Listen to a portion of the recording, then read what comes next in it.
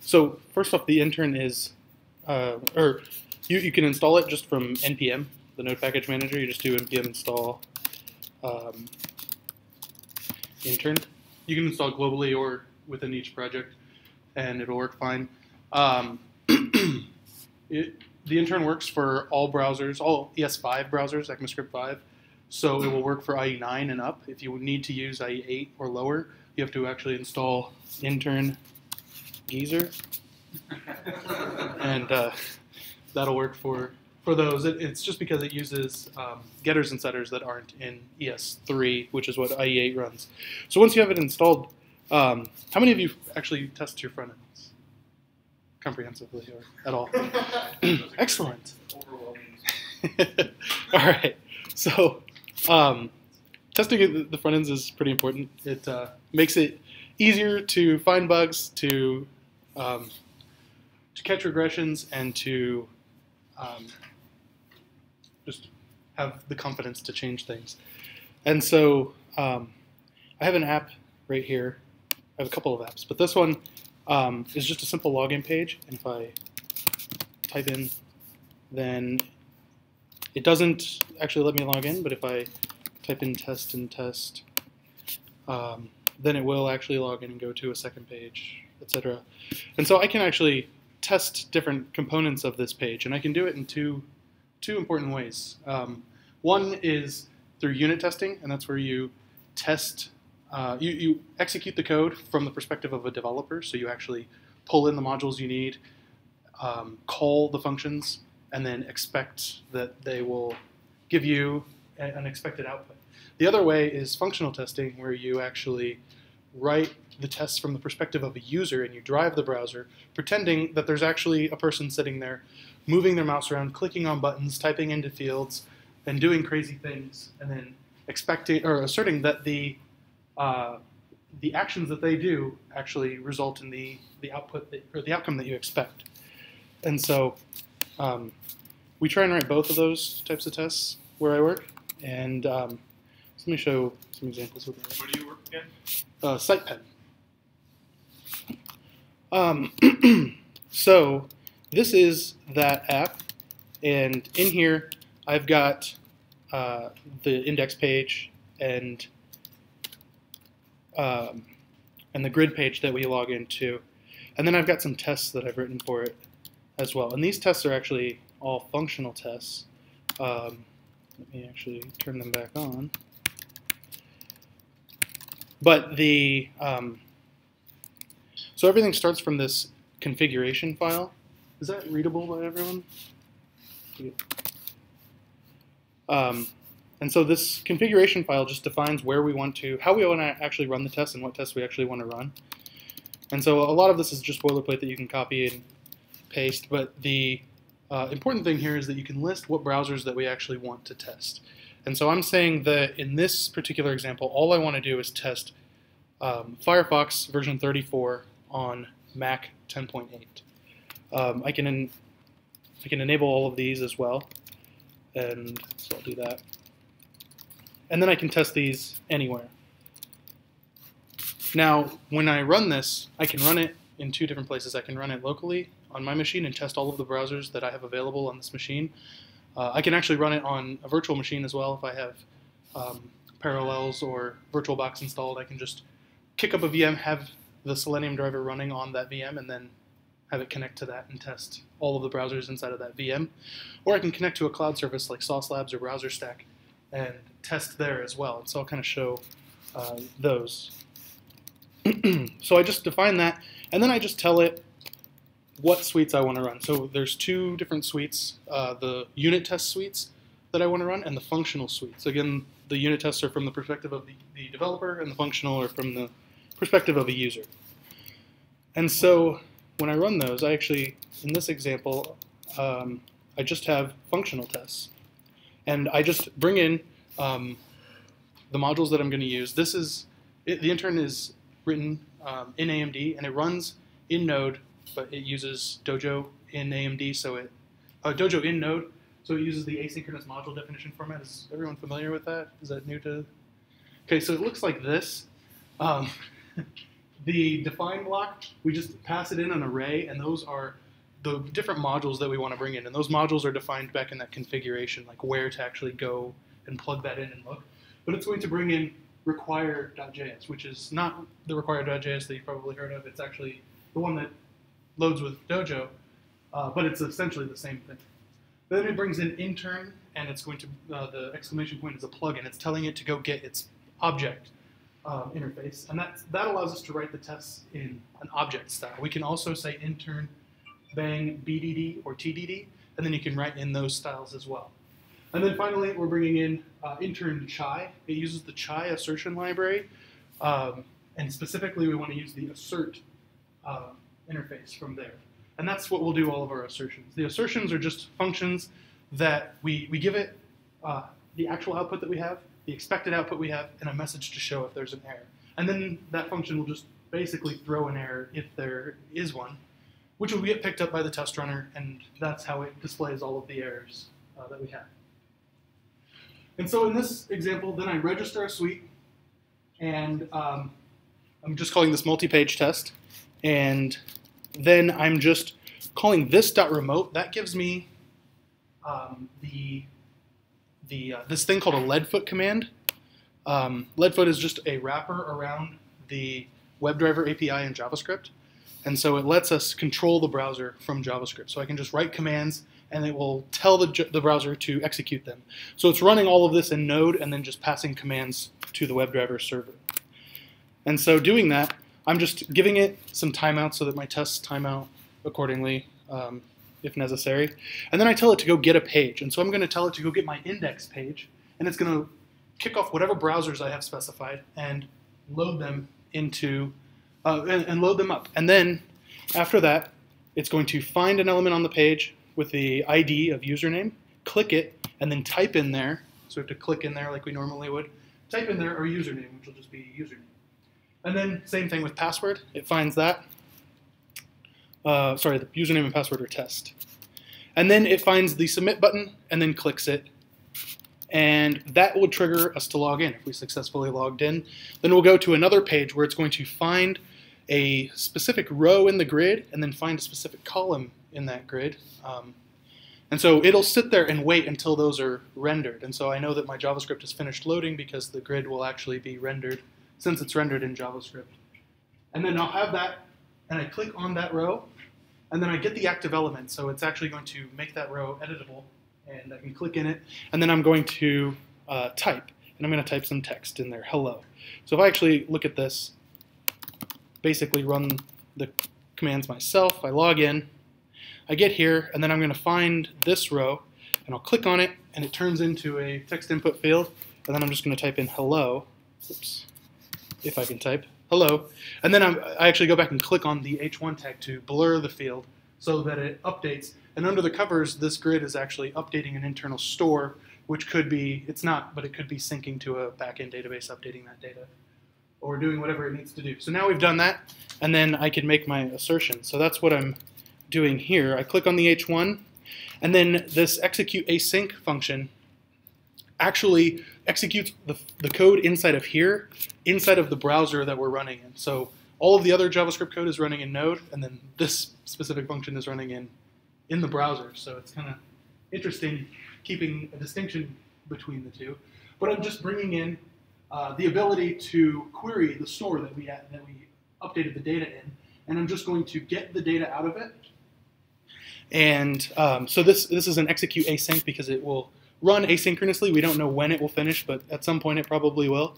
So we require that. This brings in this when module, and then when we have the when module, then we just get the store, we query it, and then when we have the item from the store, we just call done and pass in the item that we want, or specifically the name that we want. We just want to get the value that was updated in there, and then that gets passed here. So this is all promise-based. That gets passed to this function that will execute back in the Node world, and it'll be passed the value that was returned from the browser, and then we can just assert that the value that we received is equal to name plus the row number, and then hello, all with no spaces.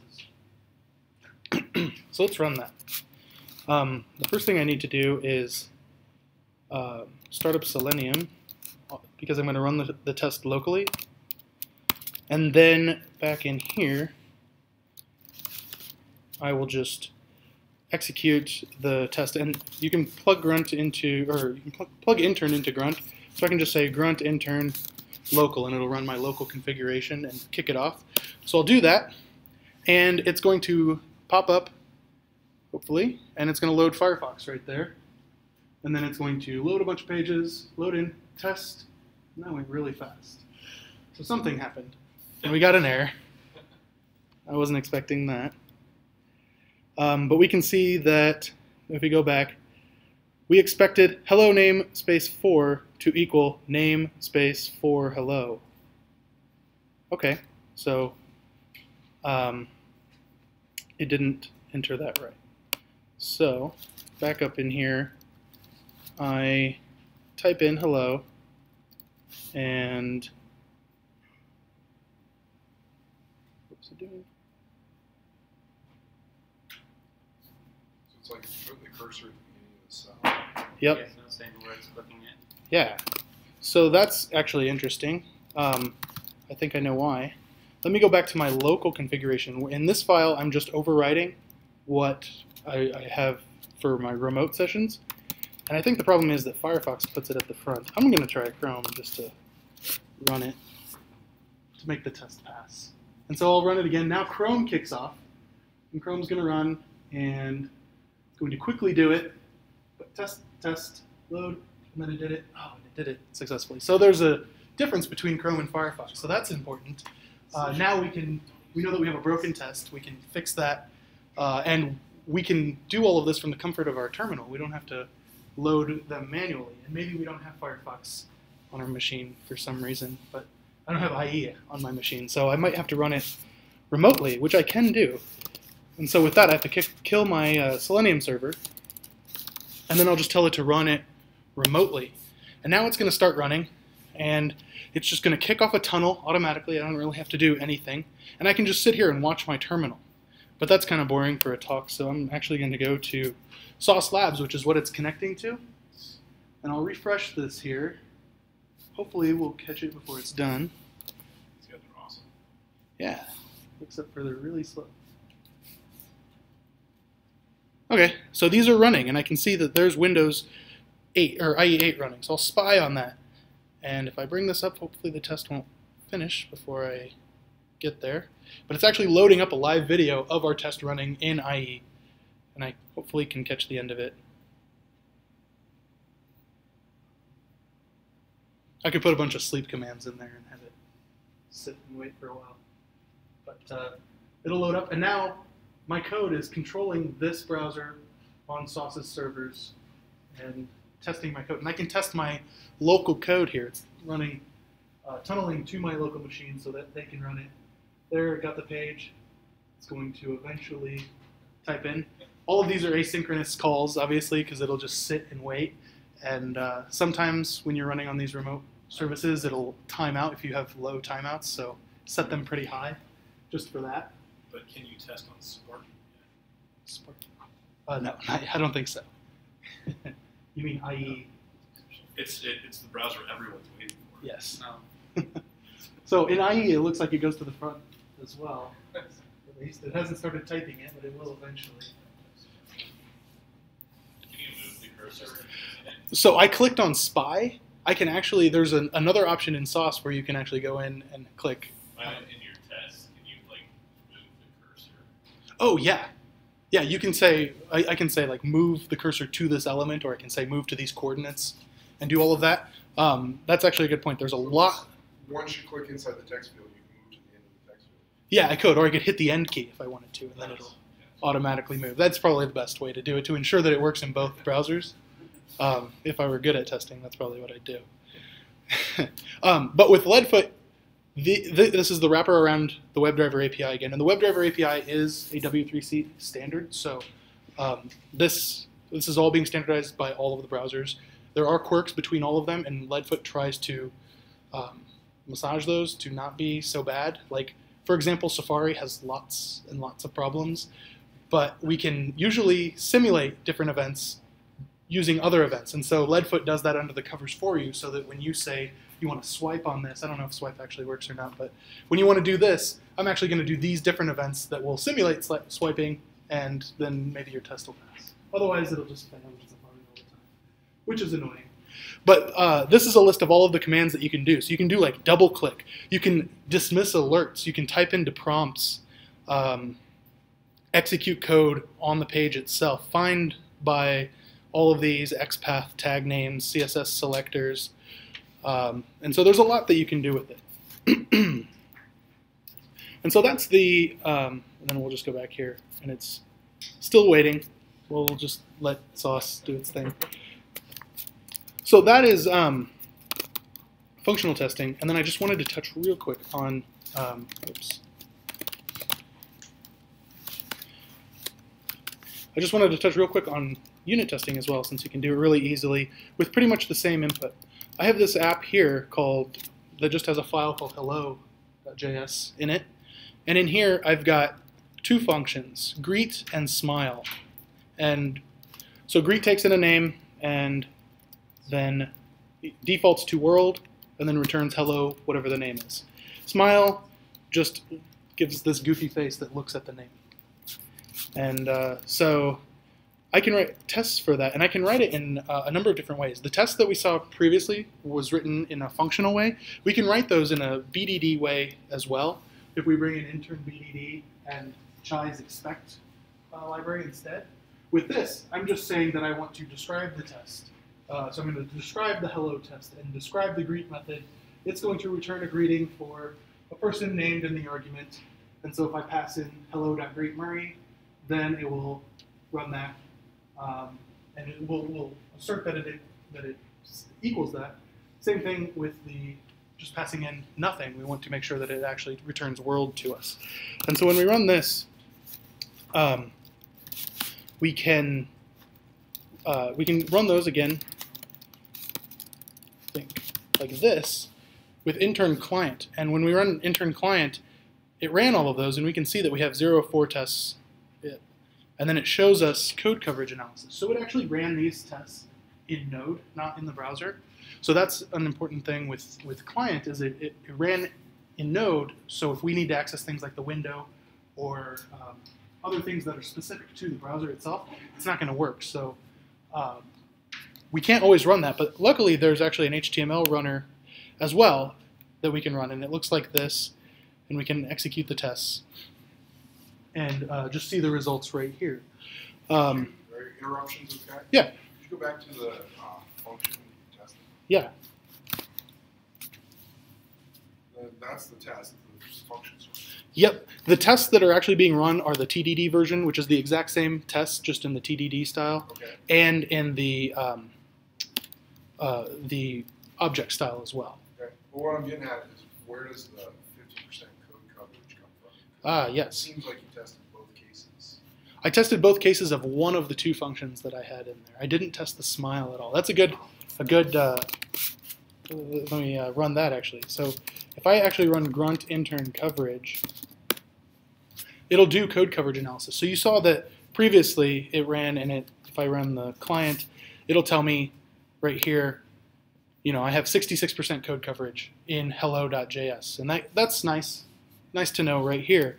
But what I can actually do as well is I can go to, when I run the coverage report, it actually gives me an HTML-report directory. And inside of here, this is all HTML, and I can dig down and I can see that inside of the app directory I have 66% code coverage. And then inside of there I have a hello.js file. And if I click on that, the green lines are the ones that I've tested, and the red lines are ones that I have not yet tested. So I can get full line-by-line analysis of my code very easily. And then just to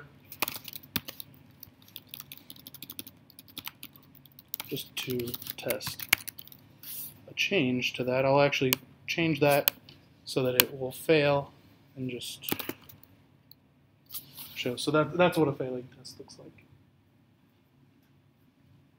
That's it. Any questions? I gave a more full talk at Coffee Code on Tuesday, and there's a video up, so you can check that out. Thank you.